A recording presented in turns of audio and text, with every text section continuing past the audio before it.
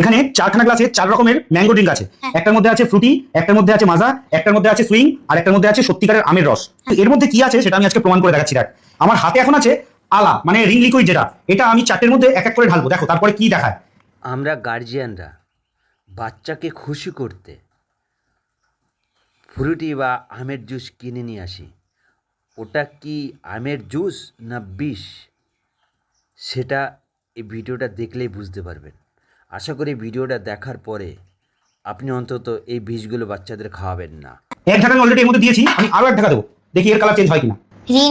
Ring liquid এক ঢাকা দিয়েছি, আমি আরো এক ঢাকা দিলাম এর মধ্যে, দেখি এবার কালার চেঞ্জ হয় কিনা। এবার এটা কারো মিশাচ্ছি, দেখো তুই দেখ ভালো করে, এইসব খাস না বাইরে গিয়ে, ফ্রুটি খাবো, মাজা খাবো, এই খাবো, এই খাবো, দেখ ভালো করে দেখ।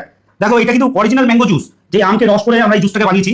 এইটার কালার কিন্তু এক বিন্দুও চেঞ্জ হয়নি, কারণ এটা অরিজিনাল। এর মধ্যে কোনো রকম কালার বা কোনো ফ্লেভার মেশানো নেই। এগুলোর মধ্যে কালার আর ফ্লেভার মেশানো আছে, এগুলো অরিজিনাল আমের জুস নয়। বুঝতে পারলি? বুঝতে পারলে? দেখেছো তো এগুলো বাচ্চাদের খাওয়ালে কতটা ক্ষতি করে শরীরে গিয়ে, এটা কিন্তু আমরা বাইরে থেকে বুঝতে পারি না। তো এখন দেখালাম, দেখতে পেলে, আপনারা সবাই দেখতে পেলেন। এইগুলো থেকে বাচ্চাদেরকে অবশ্যই দূরে রাখবেন। আমি আমার সন্তানকে বুঝিয়েছি, ওর মা ওকে বুঝিয়েছে, বুঝতে পেরেছো তো? আপনারাও দয়া করে এগুলো থেকে দূরে থাকবেন, আর বাচ্চাদেরকে এর থেকে অবশ্যই দূরে রাখবেন। ধন্যবাদ।